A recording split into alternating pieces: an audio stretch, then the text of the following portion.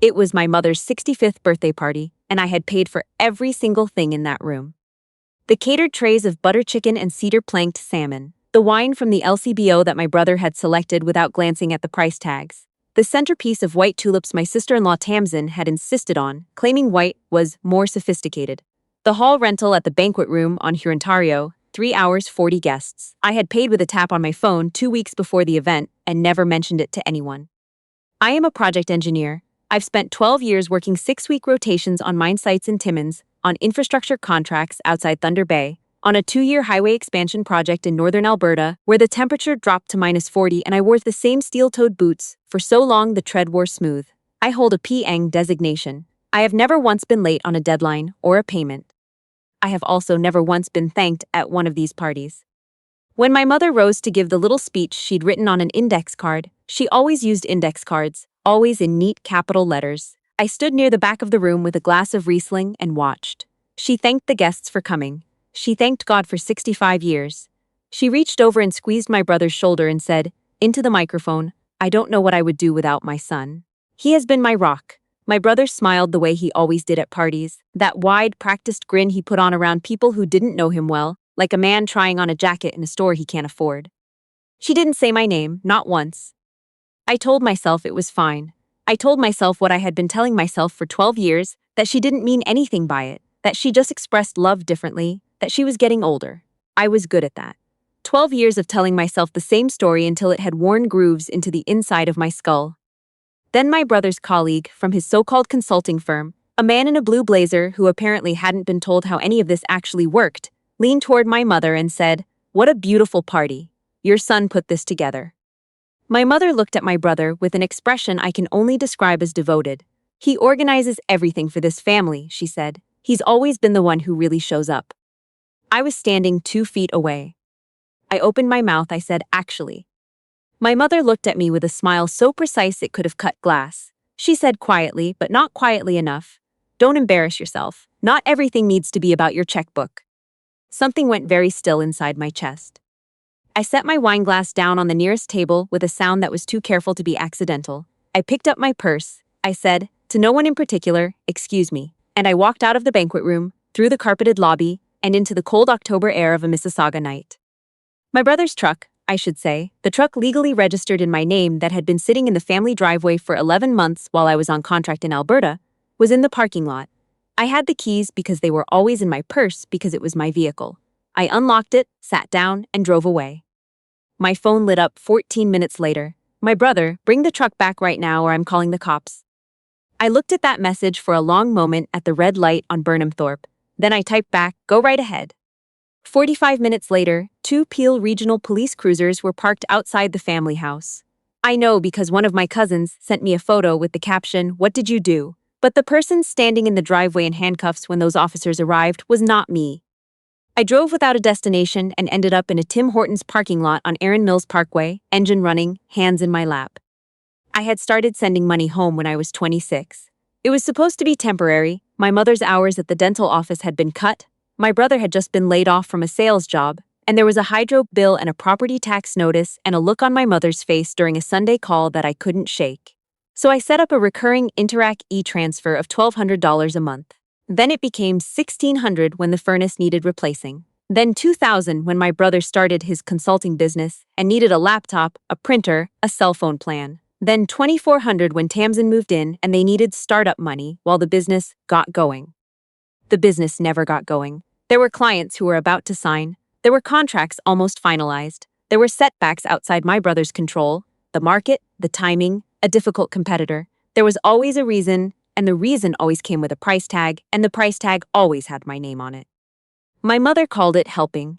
She said my brother had it harder than me because he was building something from nothing while I had the security of a salary and benefits and a pension. What she meant was, your brother's struggling is real and yours isn't. I sat in that parking lot and let myself look at it straight, maybe for the first time. She genuinely believed that my brother's endless parade of failed schemes was honorable struggle, and that my months away from everyone I knew, my promotions earned through work that would have broken most people, all of that registered as ease. I thought about the house, the semi-detached on Pauline Avenue, that my mother called her house. My name was on the deed. I had been paying the mortgage since I was 28, not sending money toward it, actually paying the mortgage, my name on the paperwork, my credit on the line. The mortgage had been paid off 2 years ago. I owned that house outright. Tamsin called it our home to everyone she met. I had stood in the kitchen at Christmas, listening to her, explain to my aunt how she was planning to take down the wall between the kitchen and the dining room for an open concept layout. She said, "My kitchen," 4 times in 3 sentences. I had poured another cup of tea and said nothing. The phone rang, unknown Mississauga number. "Is this Phoebe?" A man's voice, professional, carefully neutral. "Speaking," I said. "I'm calling from Peel Regional Police. We've received a report of a stolen vehicle." He read out my license plate. I closed my eyes. I breathed in for 4 counts, out for 4 counts. "That vehicle is registered in my name," I said. "I am the sole registered owner. I have the ownership document, the insurance certificate, and every maintenance record." I heard the shift in the officer's tone before he said anything. There's a particular kind of silence that happens on the other end of a phone line when someone realizes they've been called out to adjudicate a domestic dispute dressed up as a crime.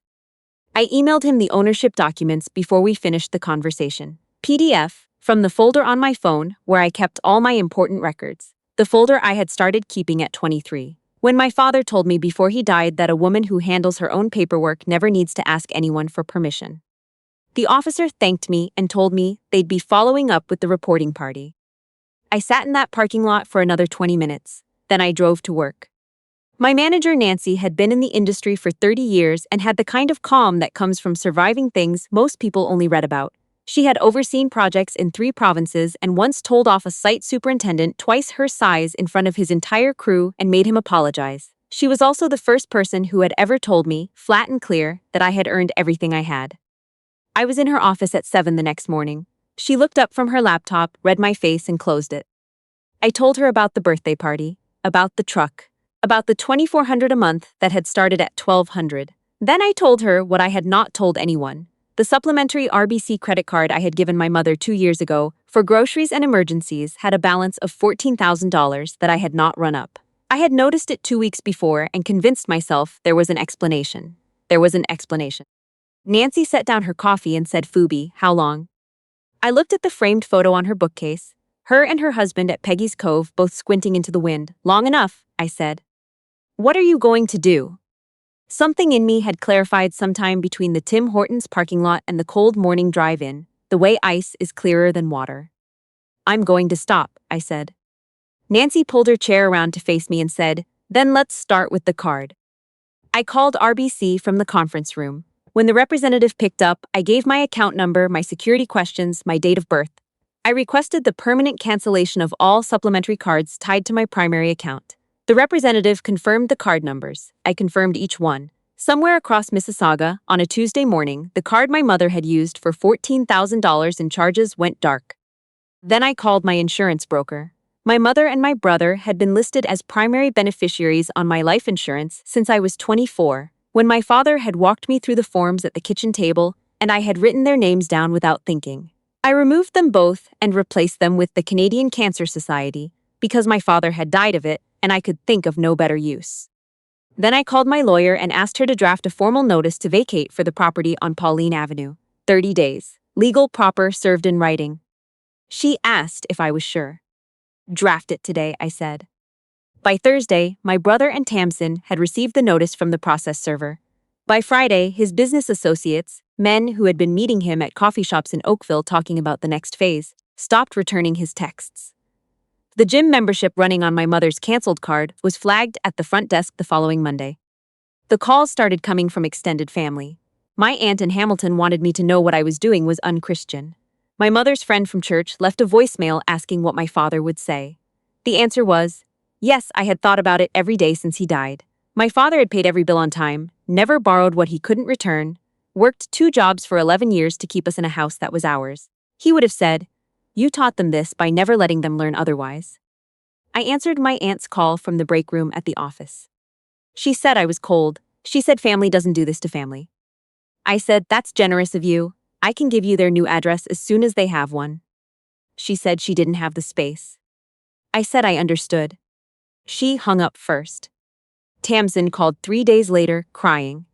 She said she hadn't known where the money was coming from. She said my brother had told her the house was being transferred to them, that there had been an agreement. She said she'd trusted him. I listened to all of it, every ragged breath, every sentence that started with "I swear." Then I ended the call without responding. I didn't feel cruel. I felt like someone who had spent 12 years being the wall that stopped the water from reaching everyone else and had finally stepped aside. They came to my apartment on a Saturday night, 3 weeks after the notice was served. My building had a buzzer and a security camera and a property manager who had already been briefed. I watched on the intercom screen, my mother, no Tamsin. I went down. My mother looked smaller than I had ever seen her, wearing a coat too thin for late October in Ontario. My brother stood slightly behind her. He had dark circles under his eyes, no leather jacket, no rehearsed confidence. I stood on my side of the glass lobby door and looked at them through it. My brother spoke first. The cards were gone. The notice was real. He'd confirmed it with a lawyer. Tamsin had left to stay with her sister. He didn't have money for first and last on an apartment. My mother's CPP and OAS didn't cover a one-bedroom anywhere decent in the GTA. Then he stopped talking. His jaw tightened. He pressed his fingers against the bridge of his nose. When he looked up, his eyes were red. "I'm 43 years old," he said. His voice cracked on the number like it was breaking something. "I don't have anything that's actually mine."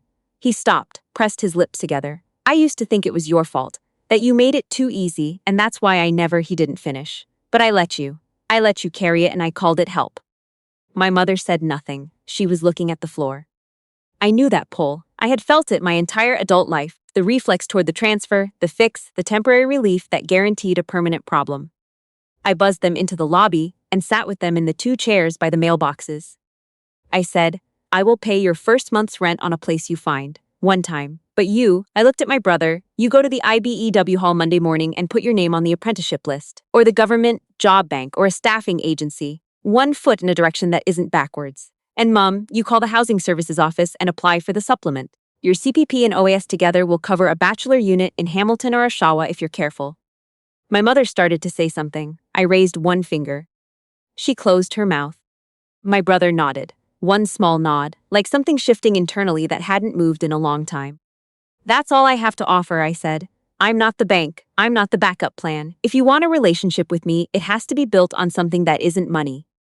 I walked them to the front door and watched them go down the steps into the parking lot.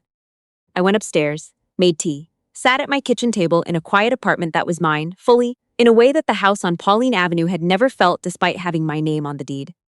11 months later, my brother passed his first-year assessment as an electrician's apprentice at a residential construction firm in Burlington. He called me on a Thursday evening from the job site office. His phone had died. He said, "I just wanted you to know." Then he said sorry. Just that, once, quietly.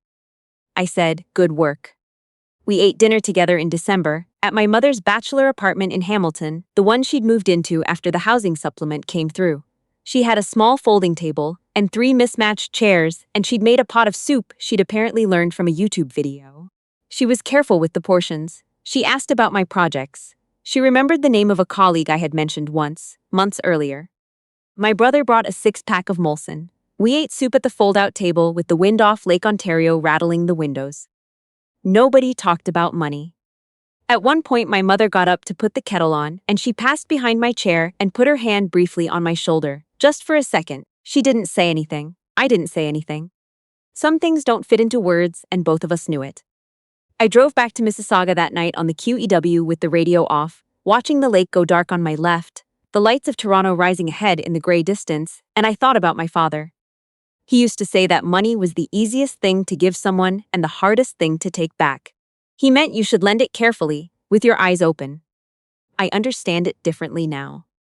The hardest thing I ever did for my family was not the mortgage, not the transfers, not the years of going without things I had earned so that they could have things they hadn't. The hardest thing was stopping. And the second hardest was believing, after all of it, that stopping was its own kind of love.